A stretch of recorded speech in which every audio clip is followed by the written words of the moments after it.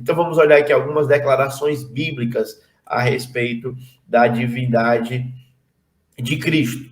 O primeiro texto que nós temos aí diante de nós é João, capítulo 1, versículo 1. Nós temos aqui, ó, no princípio era o verbo, e o verbo estava com Deus, e o verbo era Deus. Tá certo? Eu trouxe aqui também a versão da 28ª do Novo Testamento grego, que aqui nós vemos, ó, a ideia sendo apresentada também para a gente no original, não? Enarre, en hologos, kai hologos, en proston, theon, kai, theon, en hologos. Então, aqui é a tradução comumente aceita, né, na revista Almeida e atualizado. No princípio era o verbo estava com Deus e o verbo era Deus. Então, esse logos aqui que João escolheu para representar Cristo, ele é um termo extremamente carregado, né? Nós temos aqui também o arre, de arquétipo, né? Também é um termo filosoficamente muito importante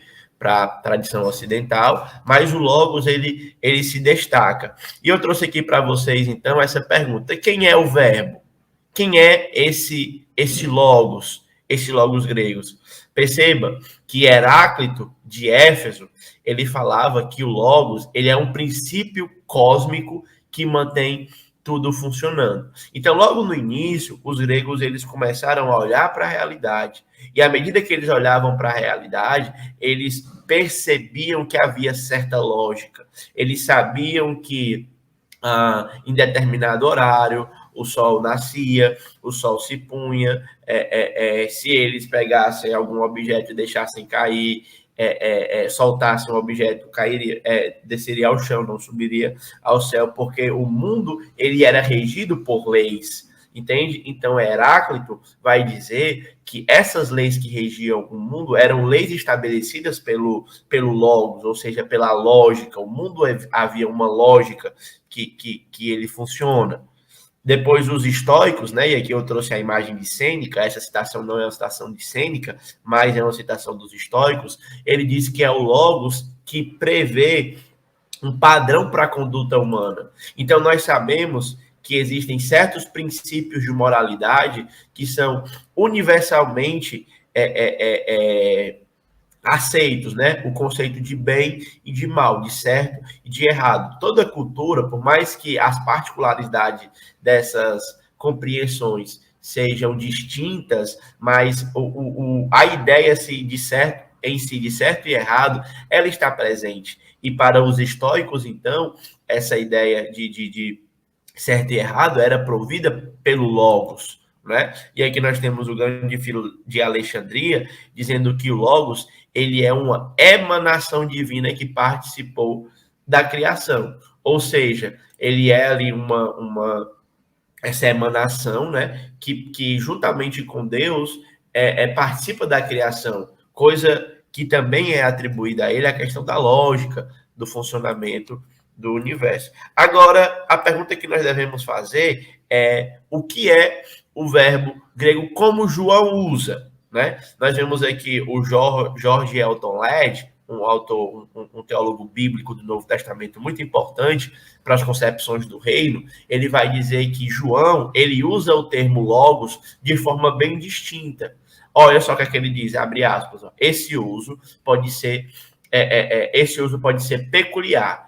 O uso que João faz do logos não encontra paralelo nenhum, nem na filosofia grega, no pensamento helenístico, nem no pensamento judaico. Então, gente, nós percebemos aqui agora a resposta que João dá. O que é o verbo? O que é o verbo? Então, o que é esse logos que João está falando? Então, se nós olharmos para o texto de João, capítulo 1, nós vamos ver que o logos, ele é eterno, tá? O logos é eterno. Nós vemos aqui, ó, no princípio era o verbo, e o verbo estava com Deus, e o verbo era Deus, tá certo? Ele estava no princípio com Deus, tá bom?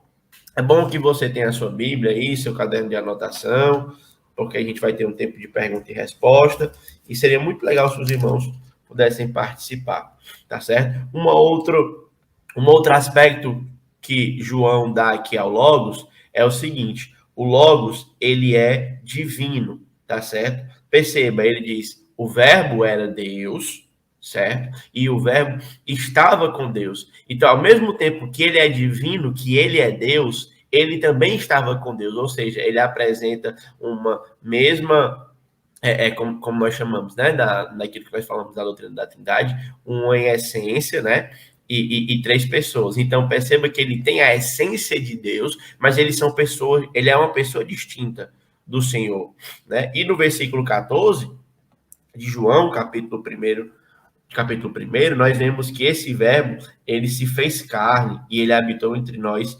cheio de graça e de verdade. Então, o Logos, ele é transmissor de vida, ele é transmissor da luz, ele é transmissor da graça e é transmissor da verdade. Então, aqui, gente, a gente já vê um princípio muito importante, certo? O princípio de construir, de considerar os conceitos a partir do contexto em que ele é utilizado. Eu poderia muito bem, uma vez que os estoicos usam logos, uma vez que os gregos, de modo massivo, usavam logos, tentar construir a visão que João tinha do logos com base nesses pensamentos. Mas o ideal é que você olhe para o texto e construa o seu pensamento a partir do contexto. A boa regra da interpretação bíblica é contexto, contexto e contexto. Então você deve olhar para o contexto e ver como é que, no contexto, João está apresentando a ideia do Logos, tá? Então, nós percebemos que todas essas visões que os gregos tinham, elas são completamente contraditórias à visão que o Senhor revela nas Escrituras.